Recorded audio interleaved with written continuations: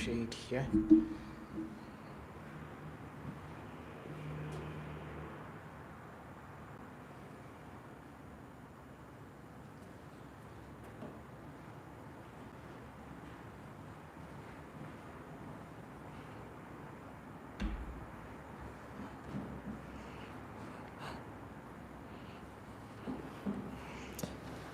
All right, good evening, guys.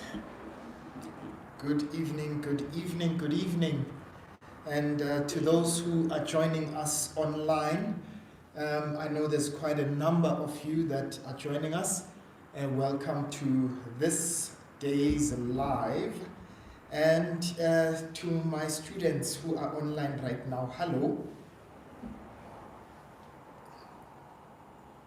Please don't blue tick me. Hi, sir. All right, are you guys okay?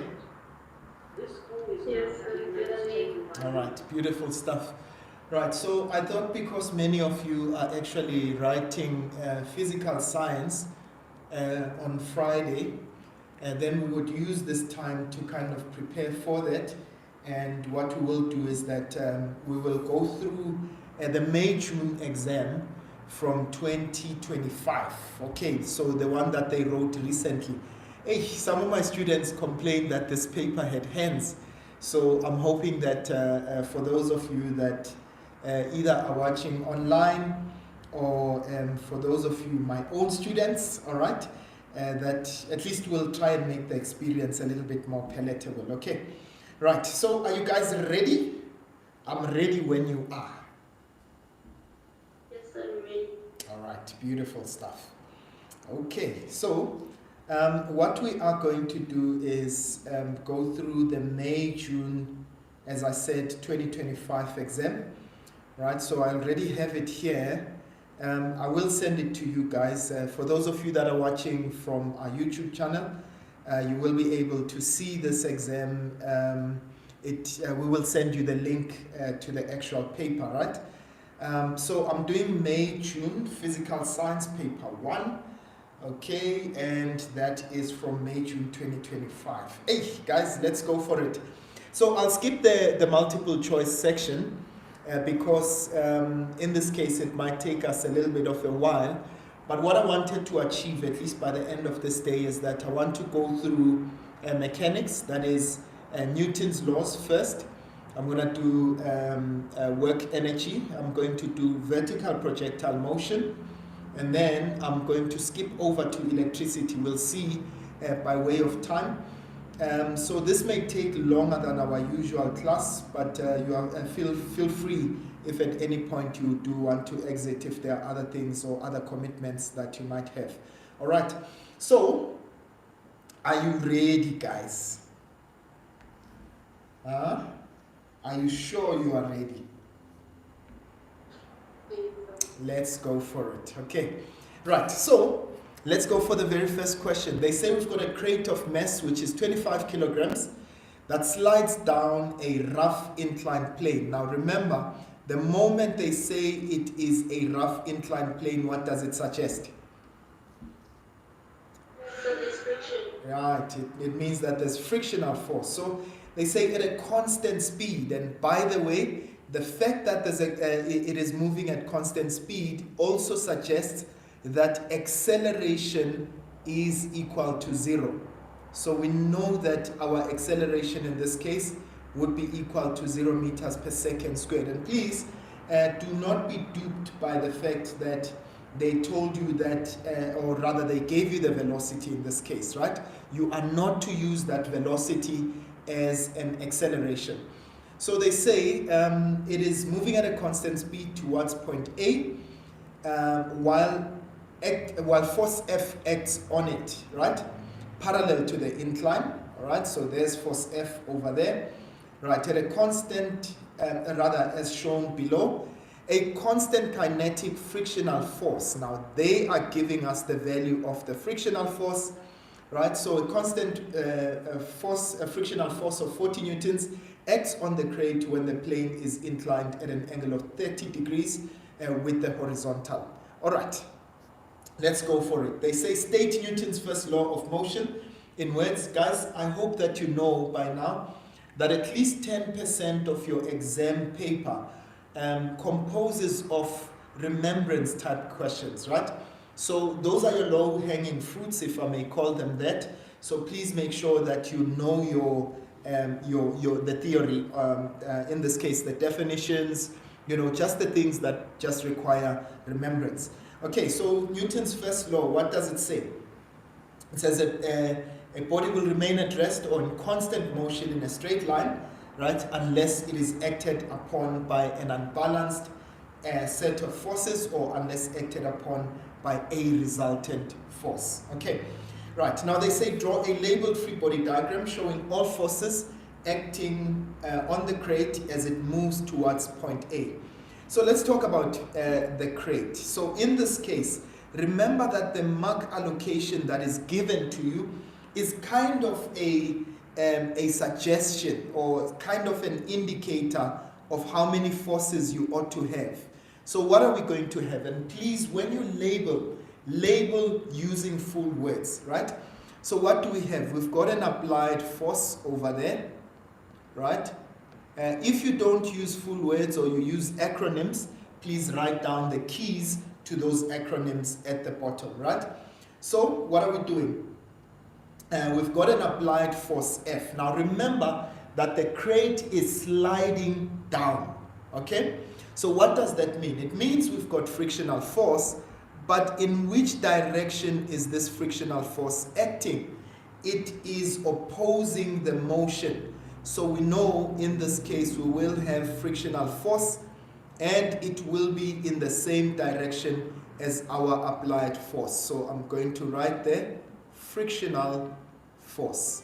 So please be very careful in this case. Now remember that frictional force does not oppose the applied force. Frictional force opposes the motion of the object, okay? So in this case, because the object is sliding down, then it means that friction is opposing that, so it is moving up the incline. So what other force do we have? We've got, in this case, the normal force. Now remember, by virtue of it sitting on a surface, it means that there will be a normal force that it is subjected to. And finally, right, which other force would be acting on it? That's gravitational force. Now please guys, or you can call it the weight, in this case note that the weight is vertically downwards, okay? So it is pointed vertically downwards, and whilst both applied force as well as the frictional force are moving in relation to this diagram, they are parallel to the inclined plane. Are we all good, guys? Those are our four forces, no? Right, so what the examiners now prefer is that you actually don't draw the components of the force, but rather that you show the actual weight or the gravitational force and not the components. But in this case, for our calculations, I will actually include the components once we get to that. Okay, so force of gravity. There's a question. Please go ahead and ask. So I wanted to ask why is applied force going in the same direction as frictional force? Okay, right. So look at the statement that is given to us. What did they say to us? We've got a force, rather a crate of mass that slides down. So do you agree with me that the mass is going down, right? Yes, sir. So what do we note about frictional force? We know that friction will oppose motion, right? So if it's sliding down, where should friction be going? It should go up. Right, okay? Now, let's look at the statement. They say to us, while force F acts on it parallel to the incline as shown below. Now, they've shown us where force F is, and what are they suggesting to us? That force F is actually a force that is moving upwards. Does this make sense? Yes, sir. Okay, so I want you to kind of think of it this way, right? Why would you want to apply a force that is upwards once the object is going down? This is, you know, I don't know if you've ever done this, but you know, if you were to go if you were to go downhill, right, you almost have to kind of apply brakes for you to slow down or to be able to control the device, right?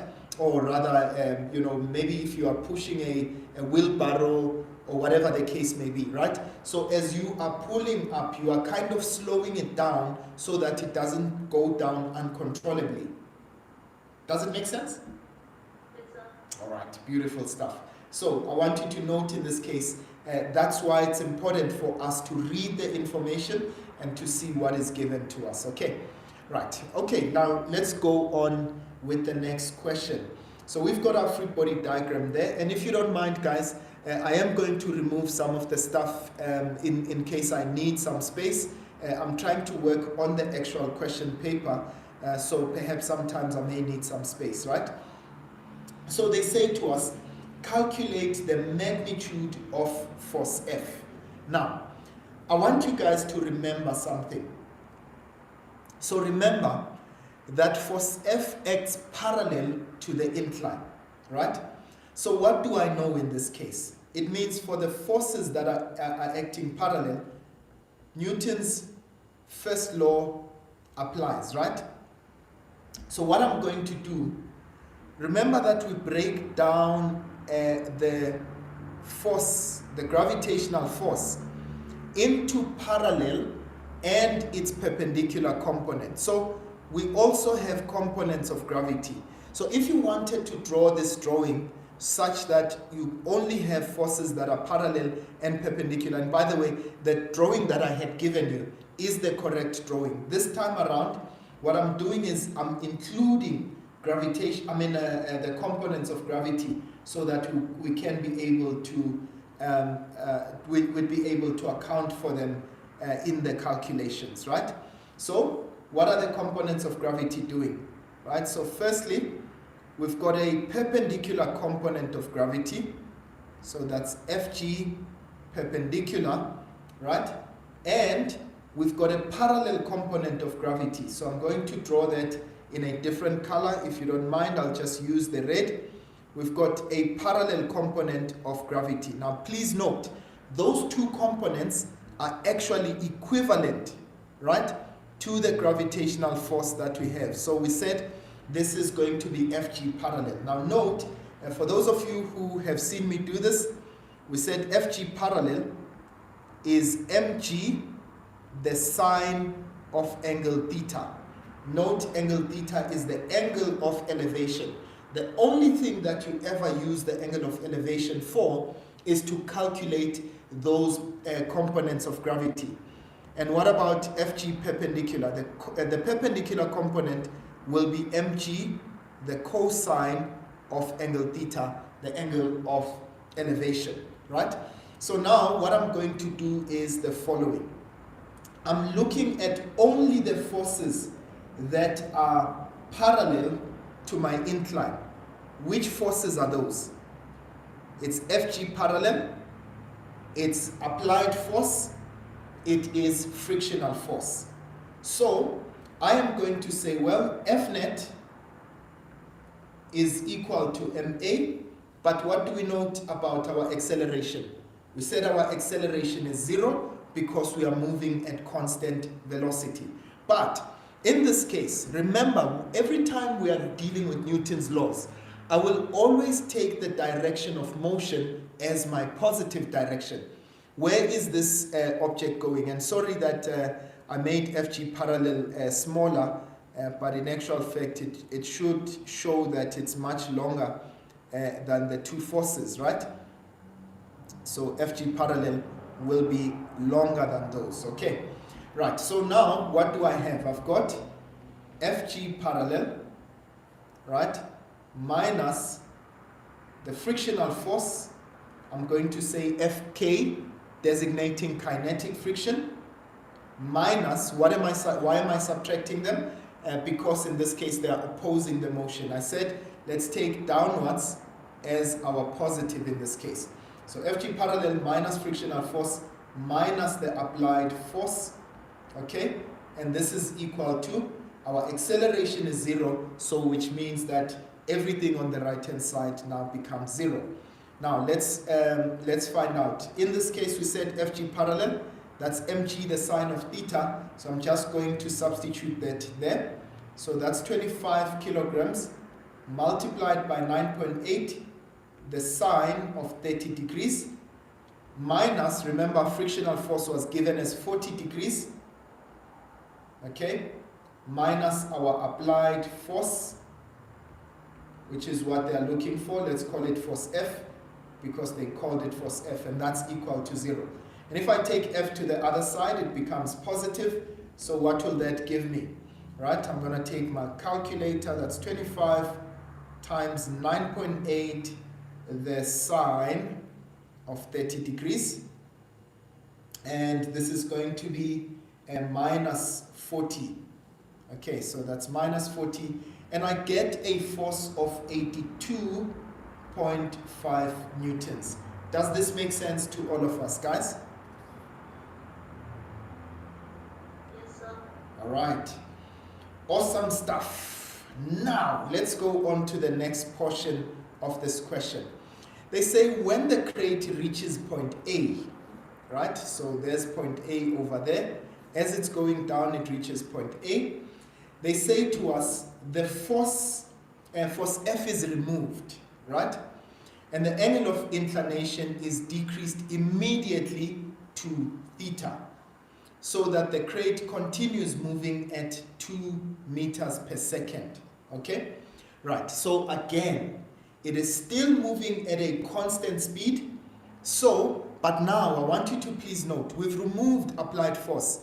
So which means, what are the two forces now that are acting parallel to the incline? That would be the parallel component of gravity, right? So that would be Fg parallel, and it would be the frictional force. Do you guys agree? Right? So kinetic friction. So those are the two forces that are now acting parallel to the incline. Those are the two forces that are now causing this guy to move at constant speed, right? Now they say to us, use the relationship between the forces acting on the crate between point A and B to show that the coefficient of friction is equal to sine theta over cos theta. Now, I want us to talk, guys. So when we calculate frictional force, I want you guys to please note, when we calculate frictional force, we always say kinetic friction will be the coefficient of friction multiplied by the normal force, right? But I want you guys to note, in this case, because frictional force is equal to Fg parallel, why am I saying that? Because the object is moving at constant speed, so it means that the value of friction is actually at equilibrium with the gravitational force. And because it's only the two of them, it means Fg parallel minus the friction would actually be equal to 0. And so what that means is that Fg parallel is equal to the frictional force. Does this make sense to all of us, guys? Yes, sir. Okay. But what did we say Fg parallel is? We said Fg parallel is mg the sine of theta. You remember that? So I might as well, because it is equal to the frictional force, then friction would be mg the sine of theta, right? Which is equal to the coefficient. Now, let's get to the normal force. Now, what we notice is that the normal force is perpendicular to the motion, right? But the normal force works together with the perpendicular component of gravity, okay?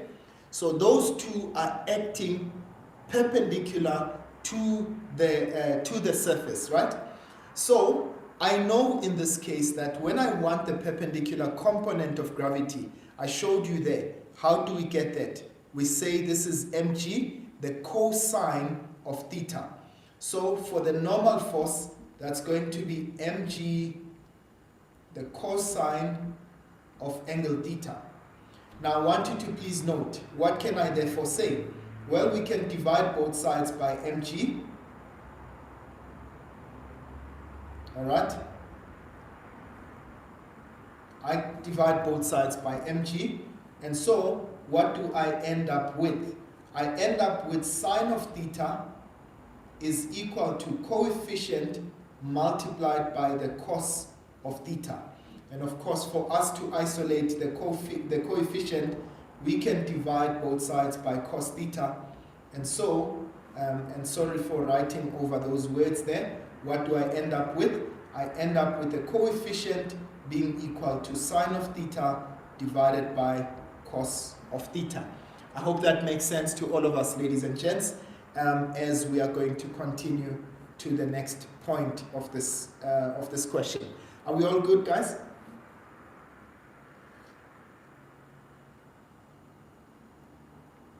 Are we all good? Are there any questions?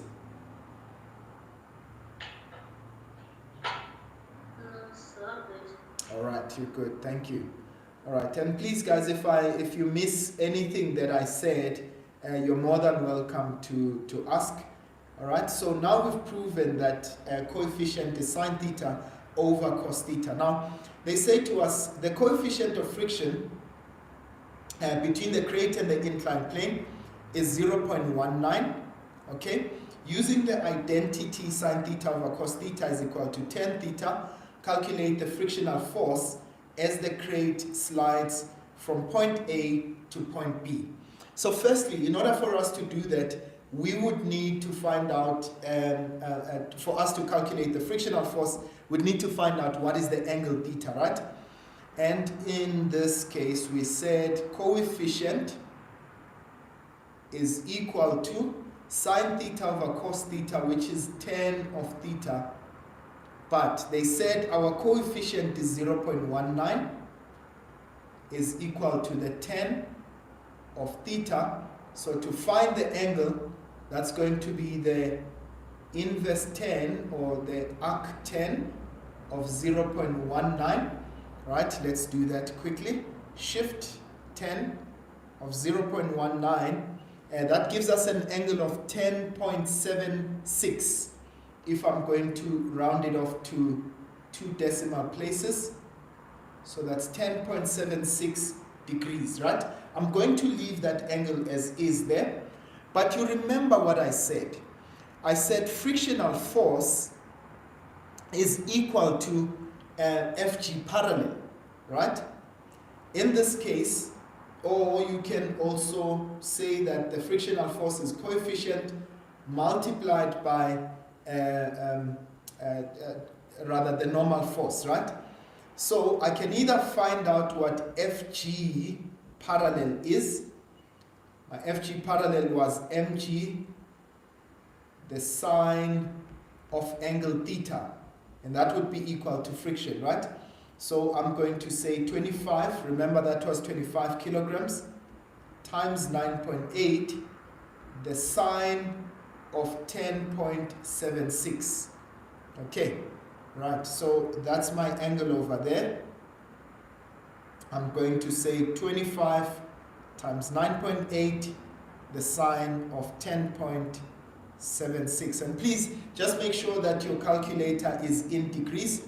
I get a value of 45.74 newtons, right? That's Fg parallel, but remember we did say that this is equal to friction. But another way that we could have done this is to say the frictional force is coefficient, which is 0.19, okay, multiplied by the normal force, and our normal force is mg, the cosine of theta.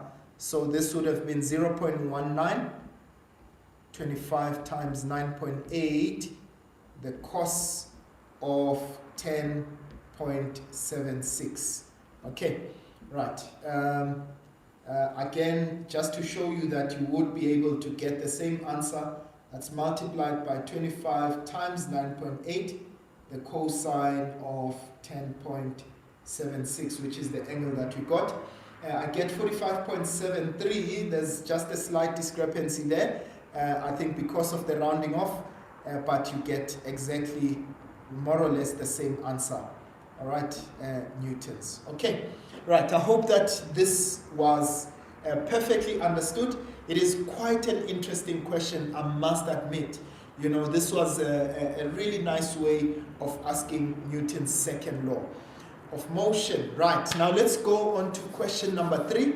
Right, we're looking at VPM, vertical projectile motion, aka equations of motion. But in this case, we are looking at falling bodies, or we are looking at objects that are moving due to the influence of gravity. Right. Now they say a ball is dropped. A ball is dropped from point A, right, and reaches point B, which is 8 meters below A. There it is on the diagram there, in time t. They say the ball takes 2 seconds. Now, if I were you, I would have already noted the fact that they said to us, the ball is dropped. What does that suggest? By dropping, you need to have been holding something stationary, so which means the initial velocity there at point A is going to be 0. Okay, that's very important. So they say to us, the ball takes 2 seconds to fall to B. So the time between A to B is 2 seconds. Okay, to fall from point B. Rather, the ball takes 2 seconds to fall from point B to point C. So the time that it takes between between point C, B to C, is going to be 2 seconds, right, from the ground, okay, on the ground. The distance between point B and C is 8h, right? So which means it's 8 times the distance between A to B. Right, now they say to us, see the diagram below. All right, ignore the effects of air friction. What does it mean? It means gravity will be the only force that is acting on this object, on this ball, as it is moving. Now they say define the term free fall, right? So if we look at the term free fall, remember that this is motion of an object under the influence of gravitational force only. And I did say that please invest time to make sure that you know your definitions off by heart. Now they say show by means of calculation that the time that the time t is equal to 1 second. Okay? Right. Now I want you guys to please note in this case, we know that between A and B, right, what is the information that we have? If I were to look at the information between A and B, I know my initial velocity, that's 0, right? I know the final velocity, okay? I don't know what the velocity is. That is, my initial point is A, my final point would be B, but I don't know what would be that velocity at point B is, right? In this case, what is my gravitational acceleration? Now, please remember, ladies and gents, I am going to take downwards as positive. And please note, once you take downwards as positive, it simply means for every single question that I'm going to answer here, right, I am going to assume that that downwards is positive, and therefore what it does is it makes the gravitational acceleration value positive 9.8. Be if the ball would at some point go up, it means that gravitational acceleration would still be positive 9.8. All right, so I've got positive 9.8 over there. Now the time that it takes is unknown to us, but the displacement between A and B, we said that is h.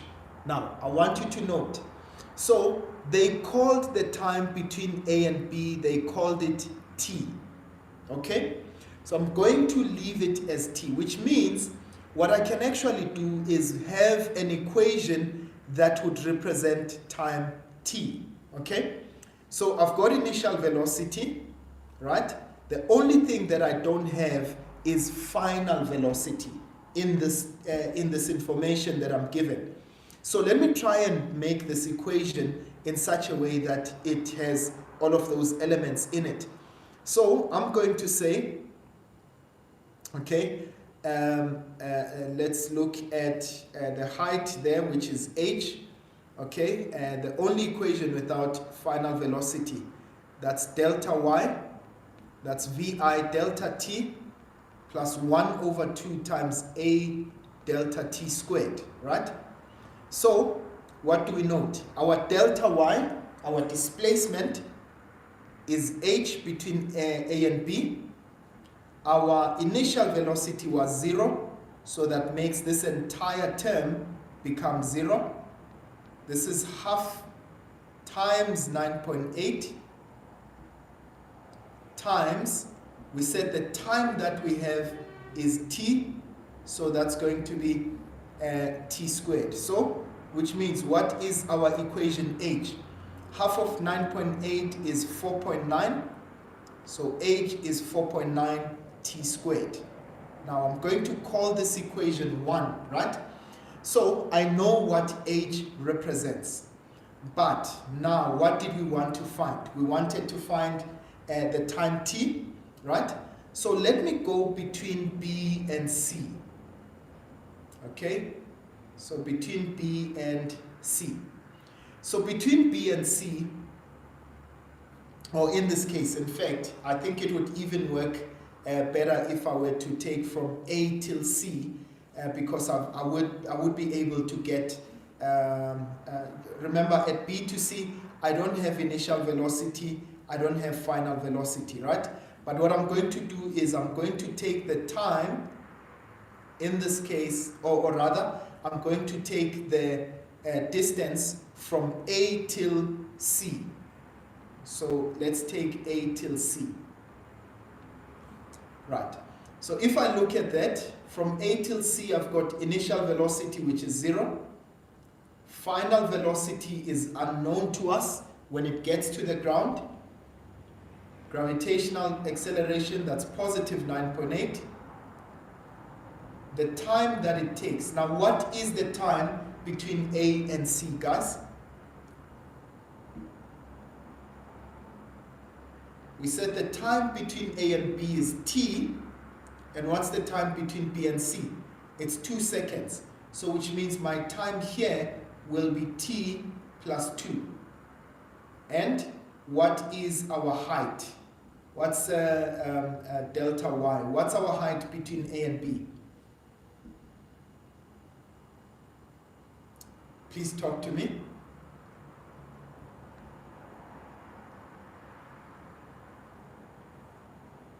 Come now, guys. Between A and C, rather, what's our height? Do you agree? Yeah. Please don't treat that equation 1. So say 8 times equation 1. Oh, before we even go there, right? Look at the height there. Do you agree with me that between A and B, you'll have h, and then between B and C, you'll have 8h. So which means from A to B will be h plus 8h, right? Yes, sir. So that will give us 9h. Okay, right. So in this case, remember, what are we trying to do? We are trying to find time t in that case. I don't know if perhaps this was the best way to go about this. I think there might have been an easier one, but let's see.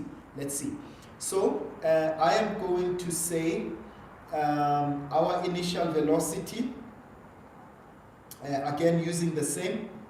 So which means now 9h, we're using the same equation, right? That delta y is vi delta t plus 1 over 2 a delta t squared. Right, what is our delta y? We've got 9h. This will be equal to, remember again, between A and C, our initial velocity is 0. So that's going to still be 0.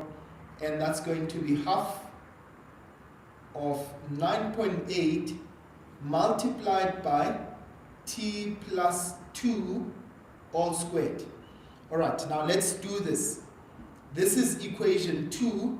Let's substitute equation 1 into there. All right, so what I'm going to try and do, let me work it out over there. So where I see h, I'm going to put 4.9 t squared, right? So this is 9 times 4.9 t squared, which is equal to 4.9, right, half of 9.8 into t plus 2 all squared. Right, so what I can do, guys, is that I can divide both sides by 4.9 so that this becomes easier. This cancels out with that. So I've got 9t squared is equal to t plus 2 all squared, right? And I can take the square root on both sides. And there's no need for me to say plus or minus in this case. We're dealing with time. There's no way that we can have negative time. So this will give me 3t is equal to t plus 2. Does this make sense to all of us, guys? Yes, sir. All right, and if I take the t to the other side, I've got 2t is equal to 2, and therefore t is equal to 1 second. Shoo, it's a question that had hands, all right, but that's how I would have approached it. I don't know if there would be, I think it's possible perhaps to use the velocity at b if we wanted to find the final velocity at b. Maybe to make it a little bit easier, let me see if we can do that. Nah? All right. Is it okay if I erase some of the stuff that I've written already? Nah? Yes, sir. Okay. Now, let's try and find the velocity at b. Let me see if this is going to work. If it doesn't, then it means the first one would be how we would go about it. So, what I'm going to do is, I'm going to say, between a and b, let's find the velocity at b using the first equation. So, Vf is equals to Vi plus g delta t. I think this might be slightly easier. So our final velocity, meaning the velocity at b, is equal to 0 plus 9.8 multiplied by t. Okay?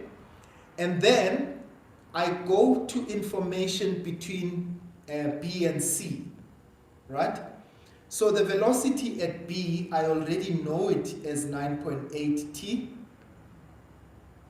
Okay, and now I look at between b and c. I've got initial velocity, right, and I don't have final velocity. Then I can use the second equation. Remember now, what am I looking for? I'm looking at information between b and c, right? So from b to c, Vi is 9.8 t. Vf is unknown, G is 9.8, the time is 2 seconds, and the displacement is 8h. Okay, let's see. Yeah, I think I would still be left with an unknown over there. Yeah, I think I would still have an unknown. Yeah, I really think I still, because you still have t as an unknown, but you also have h as an unknown there. So we need to find a way for us to get rid of that h. So I think I'll go for the first way. That would be the way that I would approach it. I do think that there is another way, but in this case, guys, for the sake of time, I'm going to pass there. So remember, what did we do? We found the equation, or we found information between a and b, right? And we tried to find, in this case, we made an equation using h, and then we went for information between A to C, right? And we formulated an equation based on that. Okay, right, now I want to go to the next portion. Right, we now found out that the time that it takes between A to B is 1 second, and we can now even find out what the height h is, right? Now they say to you, using equations of motion only, calculate the speed with which the ball reached point C. Now we found out what is the time between A to C, right? So that will be t, and here 1 second, and then between B to C it is 2 seconds, right? So if I can take information between A to C, I'll say initial velocity is 0, final velocity, that's what we're looking for, g is 9.8, and the time is 3 seconds, right? So it would be easy for us to find out what the final velocity is over there, right? And of course the displacement would be 9h, but we can't find out what h is. Right, so using the first equation, Vf is equals to Vi plus G delta T, right? So that means initial velocity is 0, G is 9.8, and the time is 3 seconds, and so 9.8 multiplied by 3, so that's 9.8 times 3, and that would give us 29.4 meters per second. And note, this is positive, it means that it is vertically downwards. Are we all okay, guys? Yes, so I just wanted to ask where you got G from, because in some of our textbooks it says A, delta T. Yeah. So in this case, because I'm dealing with vertical projectile motion, A is actually G, okay? So which means the acceleration that we are dealing with is already known to us.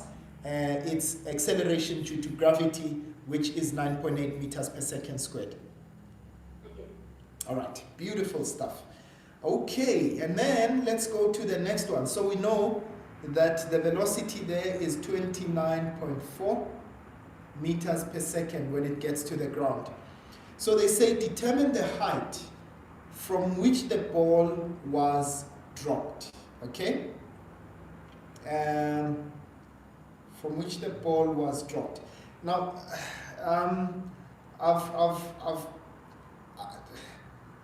I don't know, in this case, they should have been a little bit more specific in relation to what, but I'm assuming that they mean relative to the ground, right? So, I want you to remember, we formulated that equation where we said h is equal to 9.8 t squared. Do you guys remember that? Right? When we had, not 9.8, rather 4.9 t squared. Do you remember when we set up that first equation, right? We found out h was 9.8, 4.9. Why do I keep saying 9.8? So that's 4.9 t squared. But what is t in this case? So I want you guys to note that t was the time that we took. Now this is the height here, right? So that time was 1 second.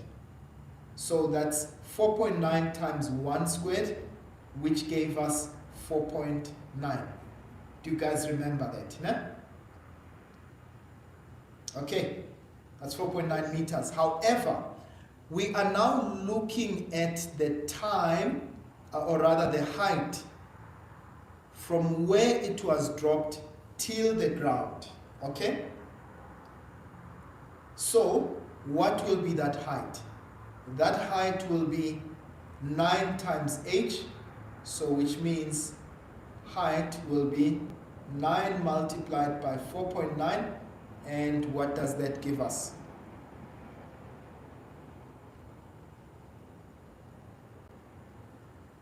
That's 44.1 meters. All right, I hope for those of you that are online, you are still following in terms of what we are doing there, right? Sorry that we don't have a lot of space, but we're trying the best we can in order to answer those questions within the time that we've got. Now, I want you guys to note, they say calculate the height of the ball at point B, okay? So we want to know how far is it from point B to C. That's 8H. So we can either say 8H or we can say, let me not call this one H. So this is the height from A till C, right? That was for 44.1. But we know that the height from B all the way till the ground, okay, will be 8H. So that height there will be 8. So this is the height from B till C. So this is 8 multiplied by 4.9. Okay, so you can get that height there. Otherwise, you could have said it's the height from A till C minus the height from A till B, which is 4.9, and you are going to get exactly the same thing. So 8 times 4.9, that will give us 39.2 meters. Okay, right, guys, are we all together so far? Yes, sir. All right. Now finally, they say sketch the position versus time graph for the motion of the ball from the moment the ball was dropped until it reached point C. Take the ground as 0 position. Indicate the following values on your graph. Okay? Right. They want us to indicate the values that they've shown there. So what I'm going to do is, let's do this. So, because I've got time as my x-axis, so that's time in seconds, I've got position as my y-axis, right? And that's in meters. Now remember what happened. At time 0, the ball was 44.1 meters above the ground, okay? And what happened? It kept on going down and down until it will reach the ground. Now, I understand that this graph that I'm drawing, it's in respect to taking, upwards as positive, right? But I'll show you if we took, because we took downwards as positive, it will just be a reflection around the time axis. But the graph still remains exactly the same. So we started at a height of 44.1, and then at point B, let's make point B over there. This is 1 second later. We now were at a height of 39.2 above the ground, and the time there was 1 second. It took 1 second to move from A till B, and then we know that to get to the ground, it took a total of 3 seconds.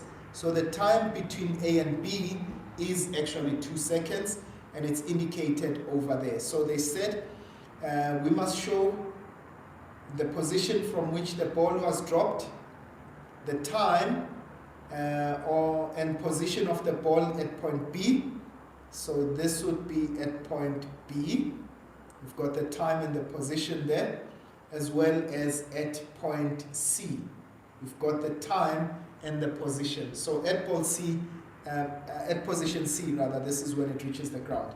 Now, if you wanted to use downwards as positive, right, the graph would be exactly the same, except it's only a reflection of itself around the time axis. Okay, So either of those two graphs is perfect. It would have been at minus 44.1, and this is at B, which is minus 39.2, and in this case, that's at 1 second, and then that's at 3 seconds. Okay, and you label the graph accordingly, all right? But in actual fact, this is exactly the same thing that we would have had. I hope that is clear. For those of you that are on YouTube, if there are any questions, I'll try and look at your questions at the end. But because we are trying to rush for time, I want to finish the mechanics part of this so that we can go to the next point. Okay, right. Now the next set of questions, in this case we're looking at momentum. They say to us we've got trolley A of mass 1.3 kilograms is at rest. Okay, so we know this guy has a velocity of 0, right? On a frictionless horizontal surface, a second trolley B of mass 2 kilograms traveling horizontally at a constant speed v, right, collides with trolley A. The trolleys stick together and move at a constant velocity to the right, covering a distance of 0.8 meters in 2 seconds, right? Now they say see the diagram below, ignore all frictional and rotational effects. So what are they saying to us? They're trying to say this is an isolated system. There's no applied force, there's no frictional force, the rotational effects are not there, so it must be an isolated system. Now they say state the principle of conservation of linear momentum in words. So remember that in this case, in an isolated system, the total linear momentum remains constant, is conserved, right? So now, what are we going to do? We're going to say, right, for the next one, calculate the speed v with which the trolley B moves before collision, right? Now, in order for us to do that, we would need to have every other velocity. But I noticed that they didn't give us the velocity after collision. However, they did give us the distance, the change in distance, or the change in displacement divided by the change, and the change in time. So can I get the velocity of A and B, of trolley A and B? So that would be the change in velocity over change in time, change in displacement or change in distance divided by change in time. So I'm going to say, well, this is 0.8 divided by 2, and so what is this? This is going to be 0.4 meters per second. Are we all together, guys? Yes, sir. All right. So now what are they saying to us? They said we should find out the velocity of B, of trolley B. So I'm going to say the sum of their momenta before collision is equal to the sum of their momenta after collision. Okay, or you can say P initial is equal to P final. So before collision, I've got trolley A times trolley, the velocity, the mass times the velocity of trolley A, plus the mass times the velocity of trolley B. But after collision, what happened? Trolley A and trolley B are moving together, right? And they have a common velocity. So the mass of A is given to us, that's 2, and I'm going to take the direction to the right as my positive. So that's 2 multiplied by positive V plus. For trolley B, it's at 1.5, but the initial velocity is 0. Remember, we indicated that. And after collision, the two trolleys are moving together, so that's 2 plus 1.5 multiplied by the velocity there, and we found that velocity to be 0.4 meters per second. So that's multiplied by a positive 0.4 because I'm accounting for that direction over there. So 2v, okay, let's find out what it is on that side. We've got 2 plus 1.5 times 0.4, okay, and this is, afterwards I'm going to divide that by 2, okay, so which means, so 2v would have been 1.4, but if I'm dividing it by 2, we get v to be 0.7 meters per second. Are we all good, guys? Yes, sir. All right. Okay. So now they are asking, is the collision elastic or inelastic? Now, of course, sometimes they want for us to prove that it is elastic or inelastic. Now, what is an elastic collision? So, a collision would be elastic if the kinetic energy before, or the sum of their kinetic energies before collision is equal to the sum of their kinetic energies after collision, right? Now, in nature, guys, realistically speaking, there is no such a thing as an inelastic collision, because remember, the moment you have a collision between two things, firstly a sound would be emitted. Secondly, there are also some distortions that take place and so on. So energy is not, kinetic energy cannot be conserved in that case. So we can definitely say categorically that it is an inelastic collision. They didn't ask us to prove this, and it's 1 mark, so it's not worth us trying to calculate that. Now they say to us, during another collision, trolley B exerts a greater force on trolley A, and the change in momentum of trolley A is the same as before. How is the time for the collision affected, right? Choose from increase, decrease, or remain the same, right? And write down a relevant equation to support the answer, right? So what happens in this case? So I want you to note, anytime we are involving forces and time, we are simply talking about the impulse momentum equation, and I'm going to use that just now. So what we say is F net multiplied by delta t, this would be the change in momentum. Now note what they said, right? They said the force that trolley A exerts on B, okay?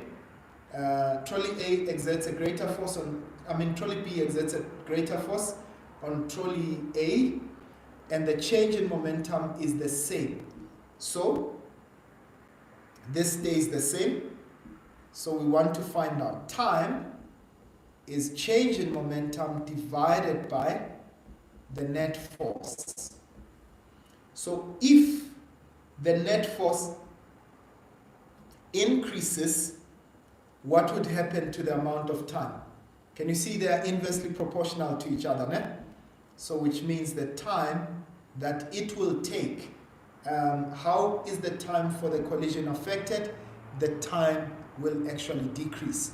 So in this case, we can say it decreases, and they said, sorry,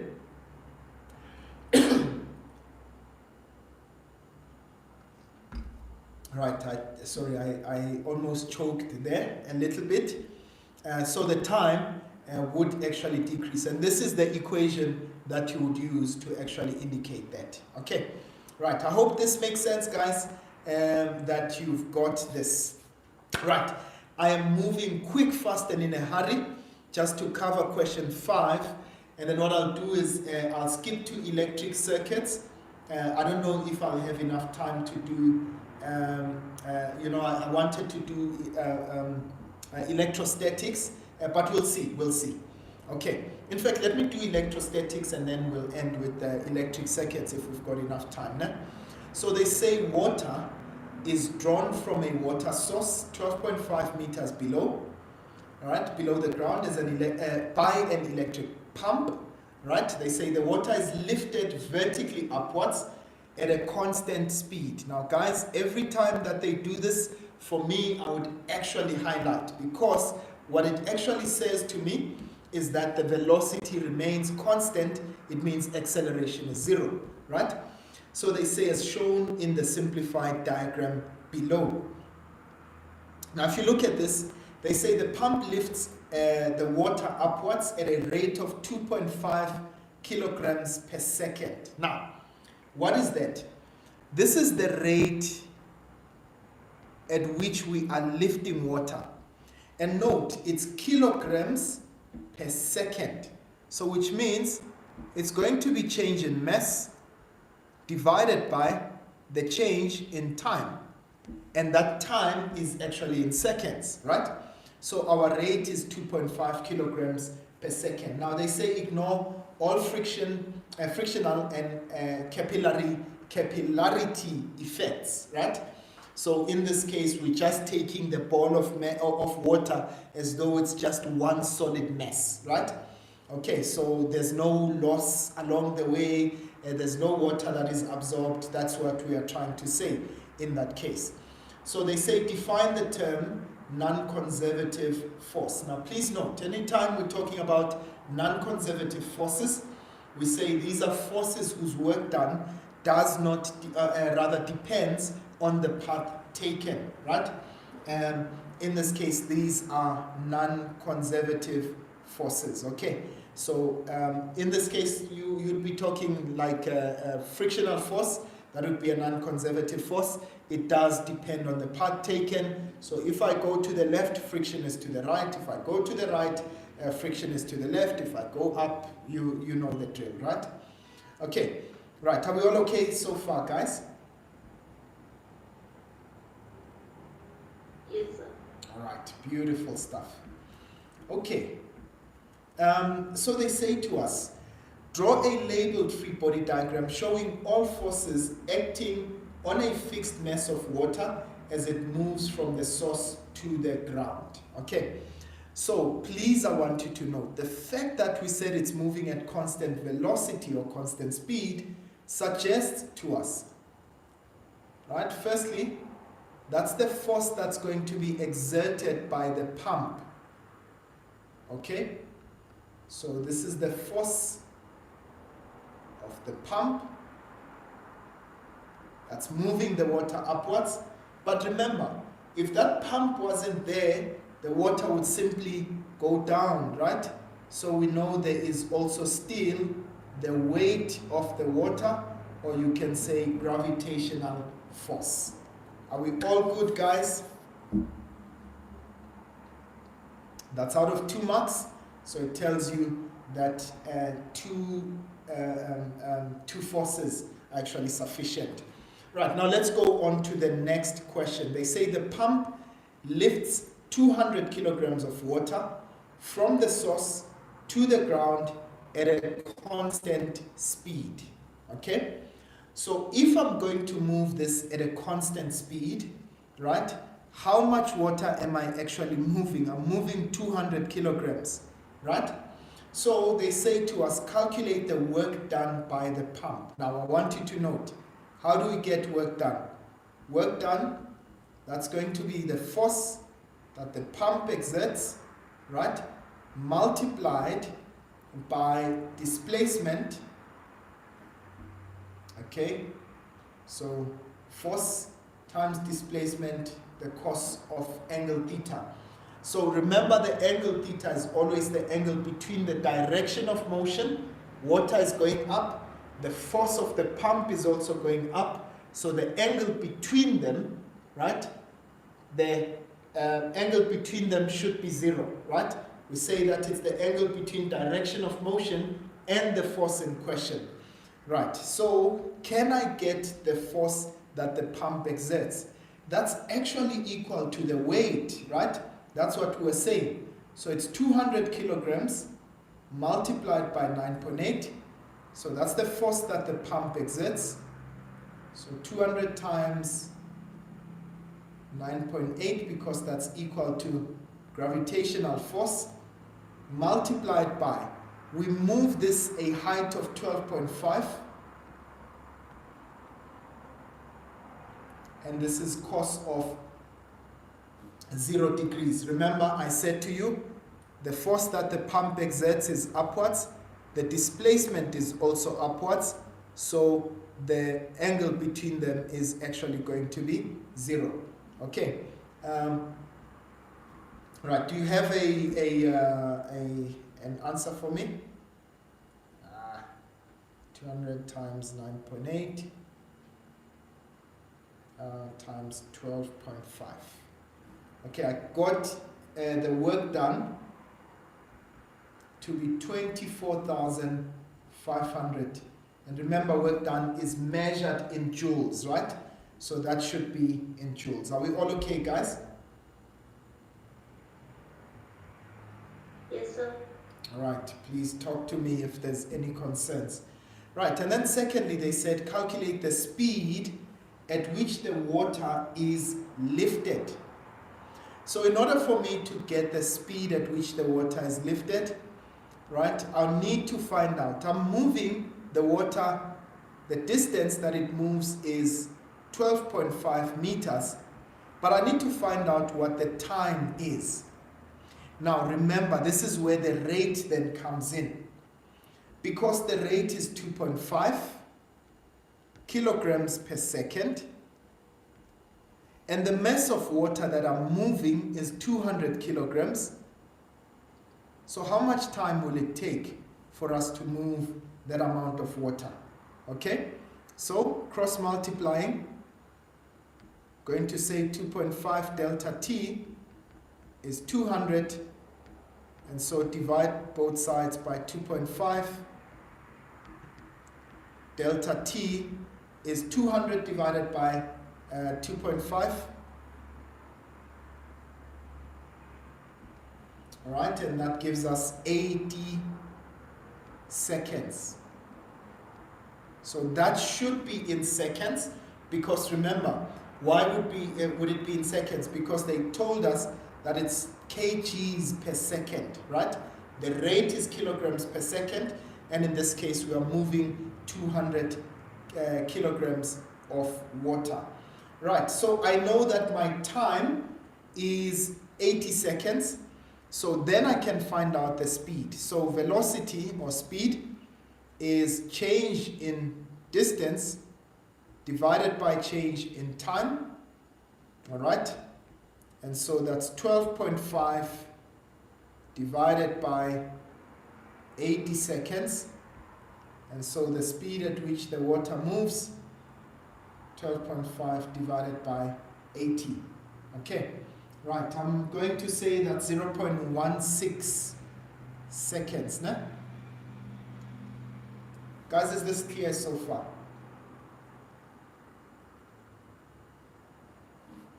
Yes, sir. Okay, right. So 0.16 seconds. Now, for the last question, they said calculate the average power dissipated by the pump, ignore energy losses in the form of heat and sound. Now, we know power is the rate at which work is done. So there are two ways in which we could do this. We could say power is work done by the pump divided by the time that it takes, right? So how much work did we do? We've got 24,500 joules of work done divided by the time, which is 80 seconds, right? So that's one way in which you could answer that. That's 24,500 divided by 80, and so the power would be 306.25 watts. Okay? Now, another way that we could have done this, remember that because we're dealing with the average velocity, so the average power would be force that the pump applies multiplied by the average velocity. Okay? Right. So in this case, the force, we found it to be that one there, equal to the weight, 200 times 9.8. I didn't calculate it. multiplied by the average velocity, which was 0.16. We should be able to get more or less the same answer, but remember that we actually rounded off our velocity, so it should be just slightly different. That's times 0.16. No, sorry, I've got 0.06 there. 0.16. You see, it gives us 0.313, and honestly speaking, that's only because we actually rounded off that velocity to 0.16. But if we took the actual value that we had gotten there, we would have gotten exactly the same value, 306, right? Okay, and that's how the cookie crumbles, guys. So I'm going to skip this part. Please, if you have not done, this is quite a simple section. Okay, if you haven't done it, that's the photoelectric effect, the Doppler effect, right? You can look at it on the channel, all right? But I want to quickly go into electrostatics, and simply because it's one of those sections that really for me is special, right? So quickly, let's go for it. They say to us, a small negative charge is placed at a fixed distance from charged sphere Q, all right, experiences a force F as shown in the diagram below. The charge is now removed, okay?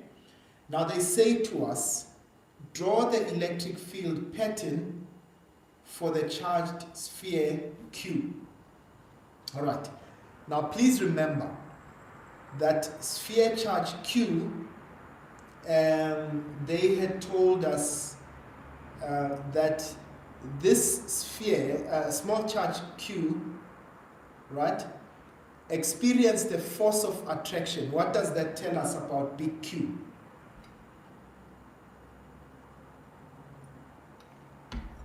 Is it positive or negative?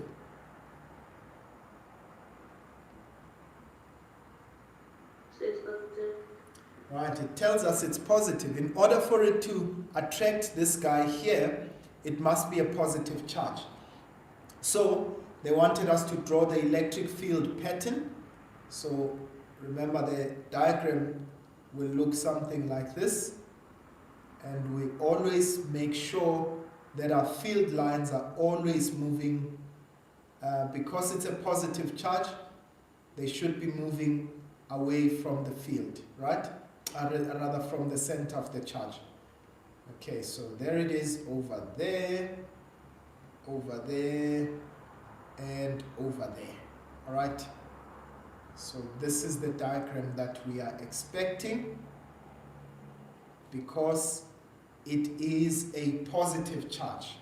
All right, and then they say to us, by the way, when you draw this diagram, please make sure that none of your lines cross each other. Okay, so what I mean is that you can't have a line crossing like this with another, right? Secondly, make sure that all your lines are connected to the center of the charge, and that you show the direction, okay? Whether the lines are moving inward or they are moving outward. Okay, those are the three things that we need to, that actually earn you the marks, right? And then, so they say sphere S is attached to the ceiling. Okay, so this is a different question. Sphere S is attached to the ceiling by a light inextensible string. When sphere R on an insulated stand is brought close, there is sphere R, is brought close to sphere S, they repel each other. So what does that mean? It means that both sphere S and sphere R actually would, or rather have the same charge, right? So, and as sphere S comes to rest with a horizontal distance, okay, between the centers of the spheres equal to 0.03. Right, now they say to us sphere R is directly below point P, right? And makes an angle, the string rather, makes an angle of theta with the vertical as shown in the diagram below. All right, so there it is, they are giving us this whole scenario. Right, they say state Coulomb's law in words, so remember that the electrostatic force between 2-point charges is directly proportional to the magnitude of their charge and inversely proportional to the square of their distance apart from their centers, right? So, they say to us, draw a labeled free body diagram showing all forces acting on sphere S when it is at rest. Now, I want you guys to note in this case, when I look at sphere S, what are the forces that would be acting on sphere S? Firstly, it's got the tension on the string, okay? Secondly, it's got that force of repulsion, so I'm going to say tension on the string. It's got the force of repulsion, and again remember that we also have, it does have a significant mass, so in this case it would have the force of gravity, all right, over there. Now they gave us three marks, so that means that we are going to have three forces. Right, now they tell us sphere R has a charge positive 6 microcoulombs, or rather nanocoulombs. And guys, it's important for us to know the units in this case. So that's times 10 to the power negative 9, right? And they say sphere S positive 3 nanocoulombs and a mass of 0.15 grams. Now they say to us, calculate the angle theta. Now guys, I want you to listen to me very carefully. Now there are two ways in which we could go about this question. One, it would be to use our components, right? But I always prefer to use the triangular law of vectors at equilibrium, which simply says, if we've got three vectors at equilibrium, right, they can be represented by a triangle with each vector taken in order of its magnitude and direction. So when I look at this, what are my three vectors? I'll have the force of repulsion. Okay, so here's my force of repulsion.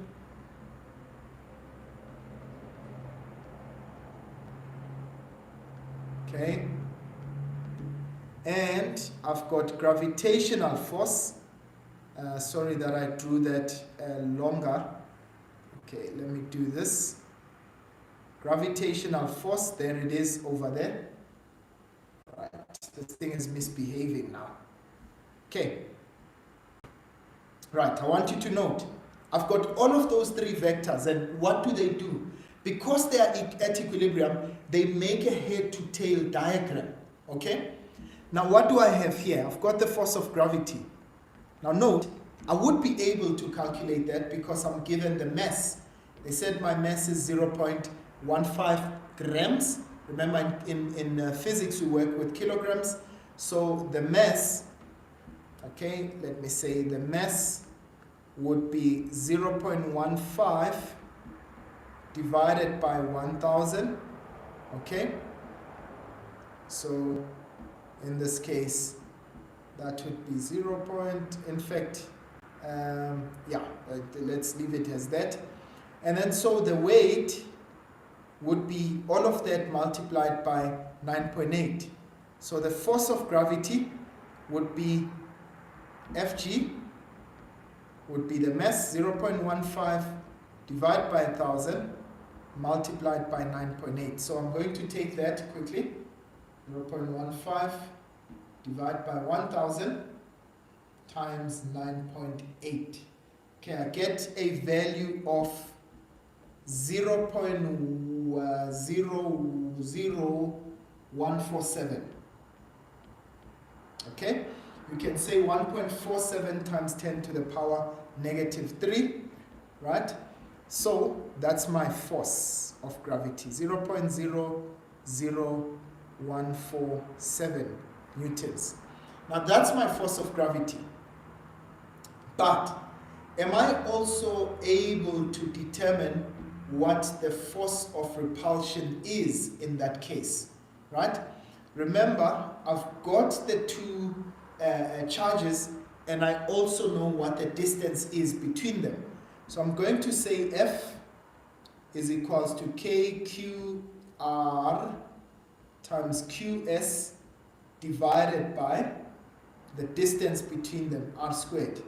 So that's 9 times 10 to the power 9, multiplied by the charge, that's 6 nanocoulombs times 10 to the power negative 9, multiplied by 3 times 10 to the power negative 9, and this is divided by the distance between them, which is 0.03, so 0.03 all squared.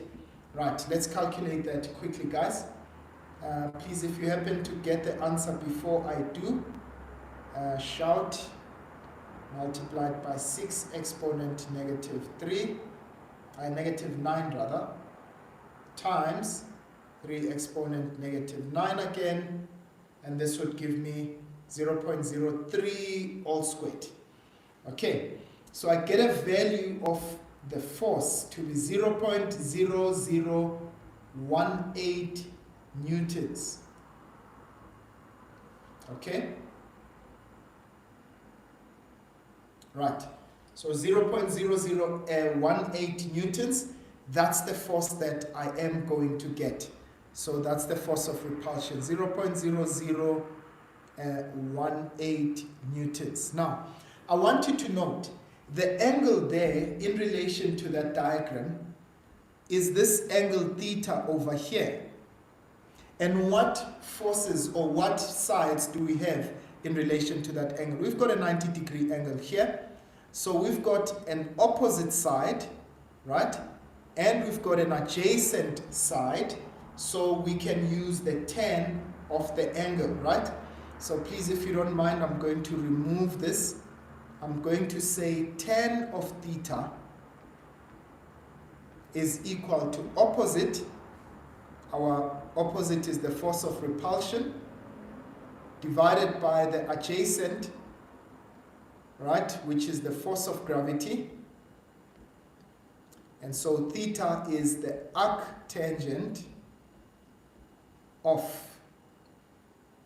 okay, force of repulsion, that was 0.00018, okay, divided by 0.00147.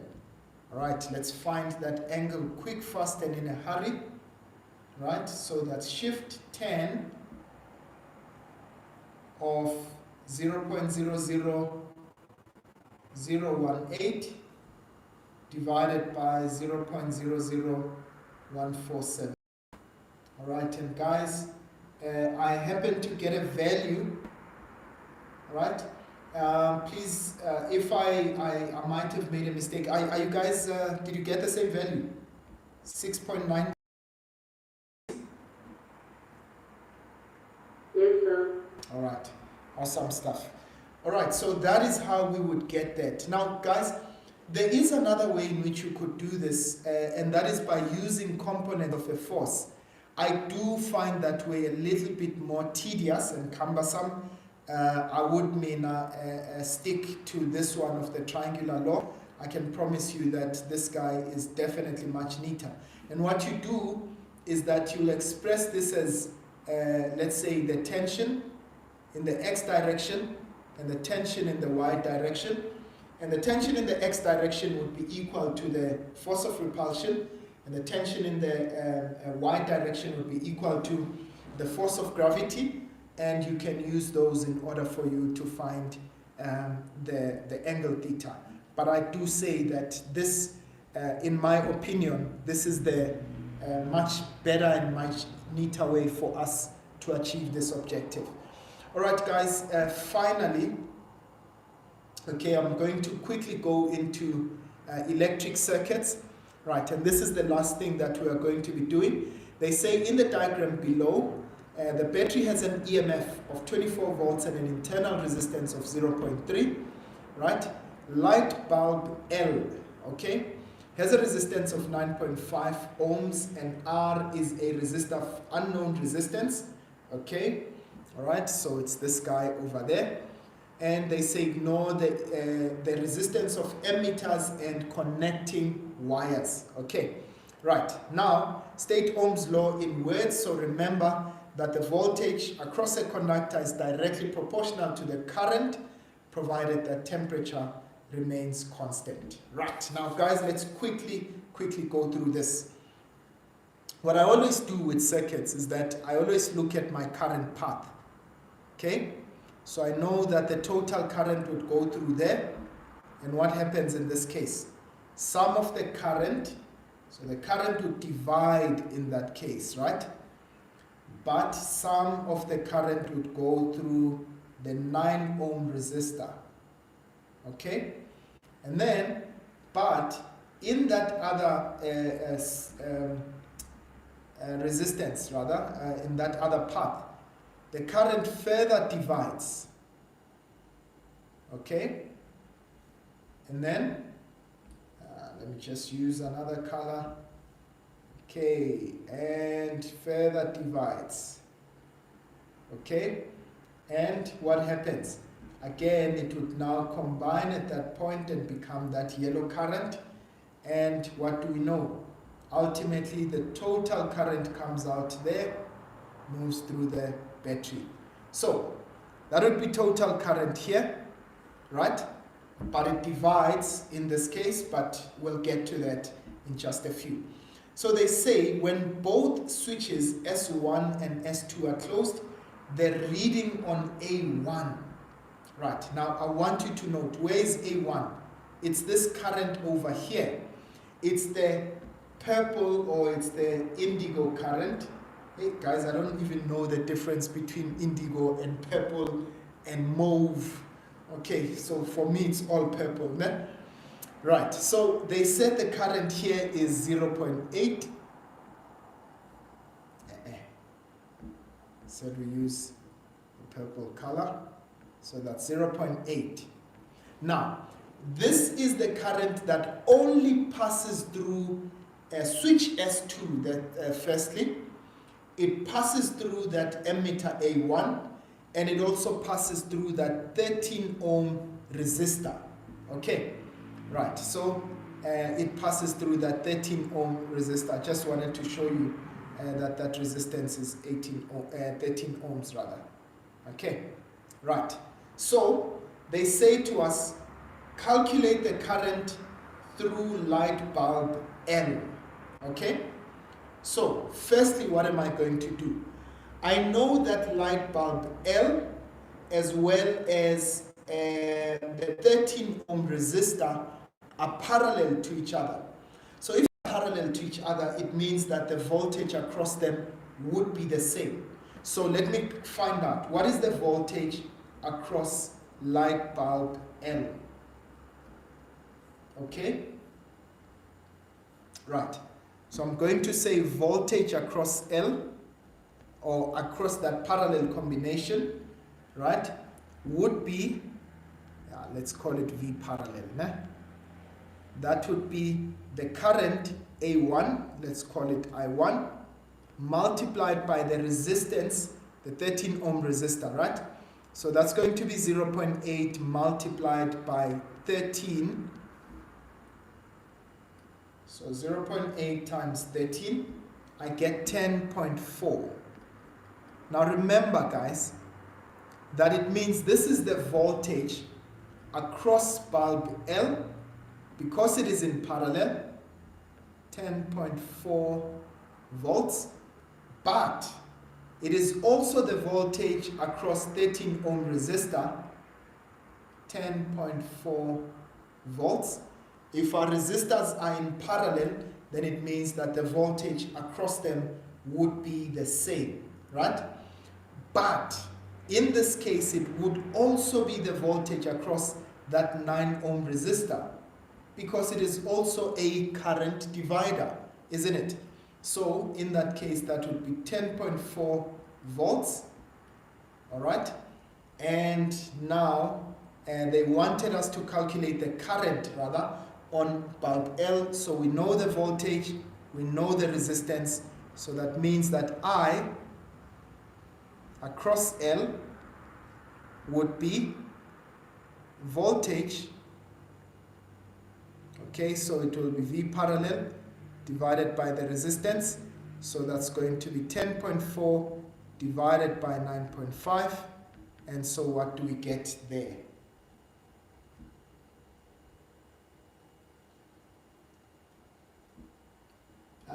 I get a current of 1.09. All right, let me make it 1.1 because it's 0947. It's very tricky. Okay, so I'll make it 1.1 amperes. Is that okay, guys? Are we all good? Right, so we've found out the current that passes through L. They say the reading on ammeter A2. Now, where is A2? A2 is the total current. We've now found out the current that passes through here, We can find out the current that passes through that 9 ohm resistor, right? That green current over there, right? So it is the current that passes through that 9 ohm resistor.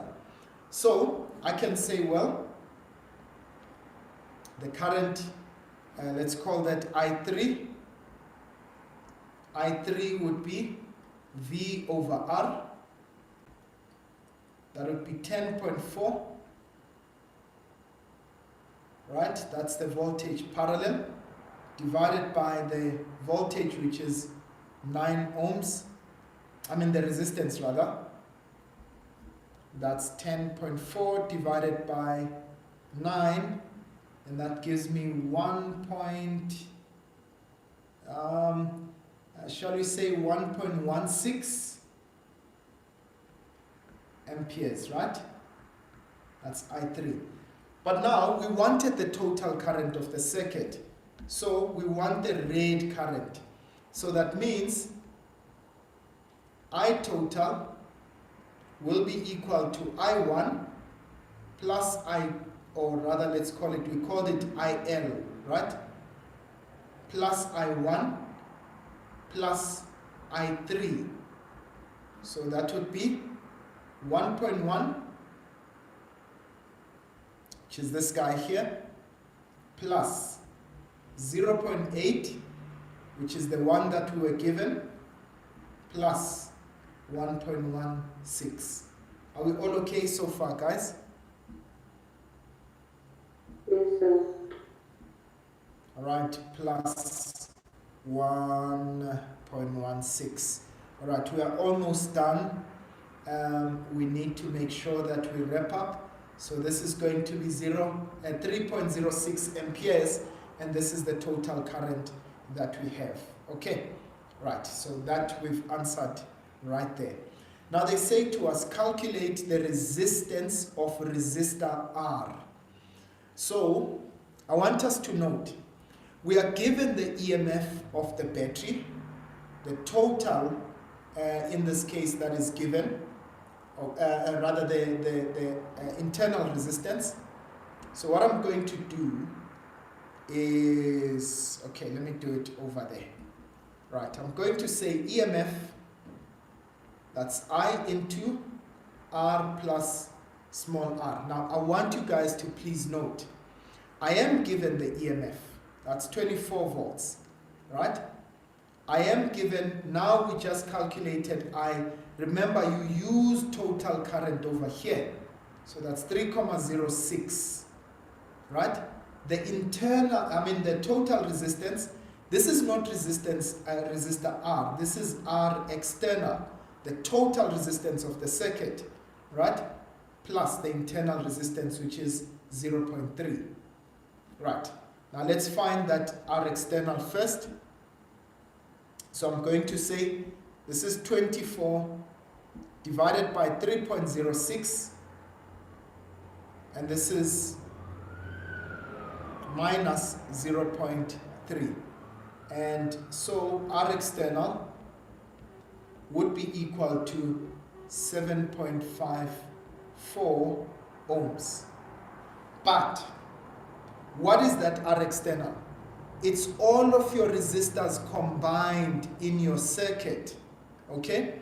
So what did we note? We said all of these ones are in parallel. Okay? And the total combination of those resistors would be in series with resistor R. So let's find out what is the total number of resistors in parallel. Okay? All right, I'm just going to remove this section here. So 1 over R parallel. In fact, let me do this. Because I already have the total resistance here, the total current rather, and I've got the voltage across those. Okay, right, you can do this differently, by the way. This is just me being a bit lazy. Okay, in fact, let me show you the first way that I could have done it with. 1 over R external would be 1 over RL plus 1 over R, let's call it R1, plus 1 over R2. Okay, so that would be 1 over 9.5 plus 1 over 13 plus 1 over 9.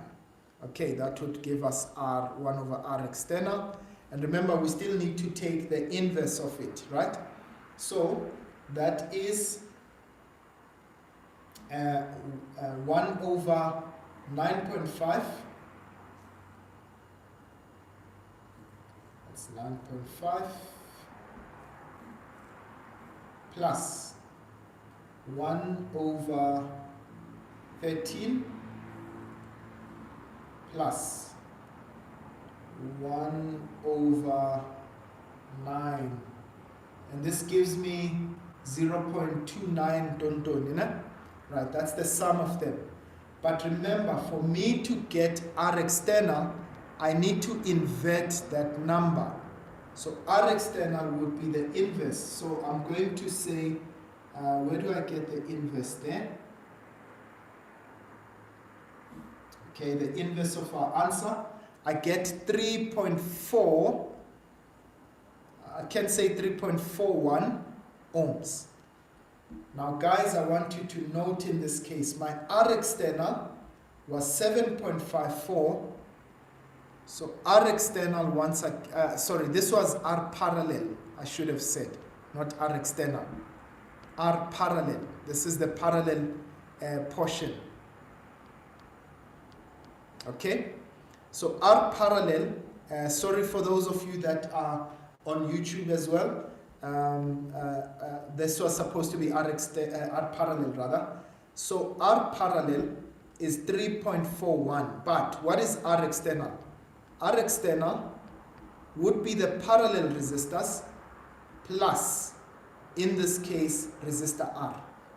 So that means 7.54 is equal to R parallel, which is 3.41 plus R, and so resistor R would be 7.54 minus 3.41, and in this case that gives me 4.13 ohms.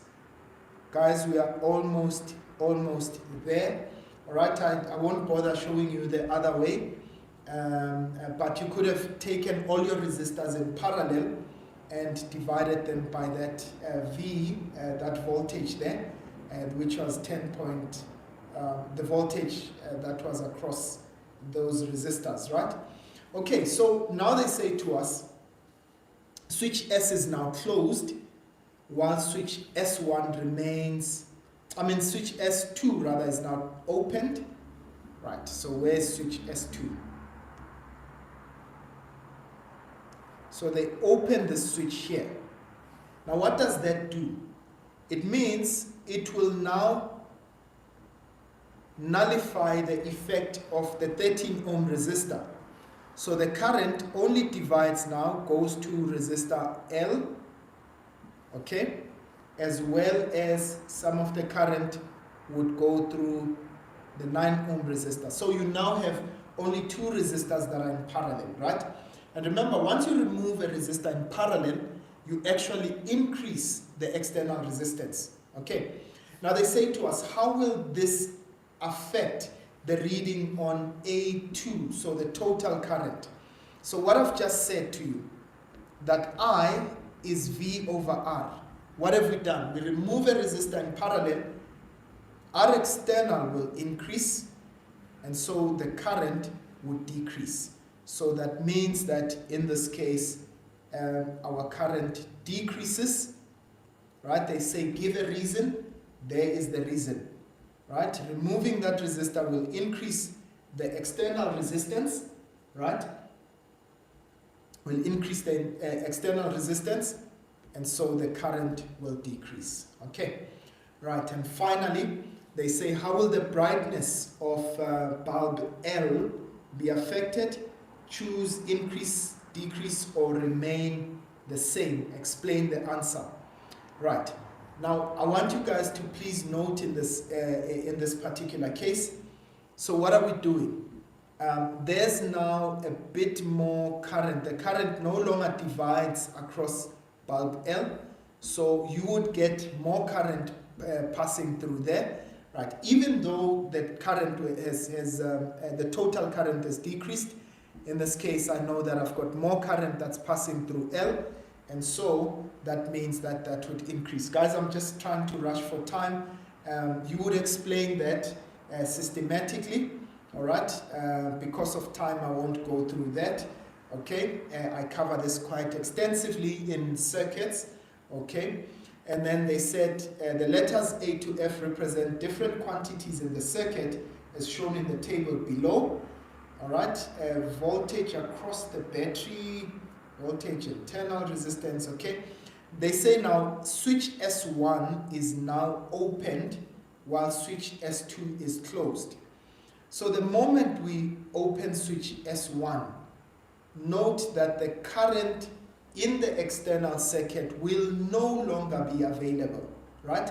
So which means all of the components in the circuit are considered to be non-existent, right? Now they say to you, write down the letters of the quantity that will now be equal to 0. All right. So firstly, if I note there, the current in A2, that should be 0. That means the current A1 will also be 0. There's no longer current that's flowing there. The voltage V is 0. Okay. In fact, everything is 0. Okay. A voltage across the battery, never. That will not be 0 because in this case, you are measuring across the battery. The internal resistance of the battery also, in this case, the battery still does have an internal resistance. It doesn't change. C, the current through emitter A1, definitely. Okay? The current through emitter A2, definitely that will be 0. Resistance of resistor R. Remember, the resistance still is there. However, in this case, there's no current, but the resistance is still there, right? A potential difference across the 9 ohm resistor, also that becomes 0. The voltage across that will be 0, so the answer should be C, D, and F. All right, guys, I'm going to leave it there, okay? I hope all of you that are watching us from our online platform, right, are able to, were able to actually enjoy that. And for my own students that are actually watching online, I know some of them had to leave But it's really, really been a pleasure for me to be with you. And please, guys, you are more than welcome. Tomorrow, I'm still with you for those of my matriculants. But for those of you that are on our YouTube platform, please remember that I will be with you again on Saturday to do this live. I will be also with you guys. And in this case, we are trying to help you towards your June exams. So should there be any questions, you're more than welcome. But also for those of you that are members onto our channel, you will be able to have these lessons go on more frequently under memberships, right? So please go on and be a part of our memberships. Okay, be a member of this channel. We are really trying to chase towards building a community and making sure that you guys are assisted in terms of your maths and science. Guys, I wish you all of God's best. And if it is that you still feel overwhelmed and if you want to be a part of our regular online classes, you're more than welcome to get in touch with us. Our email address is info@mlungisinkosi.co.za. We will put it up on the comment section. You can get in touch with us. Otherwise, guys, I will see you again on Saturday. But I will definitely be posting some more on this question paper. From me for now, I'll see you guys next time. Sharp, sharp.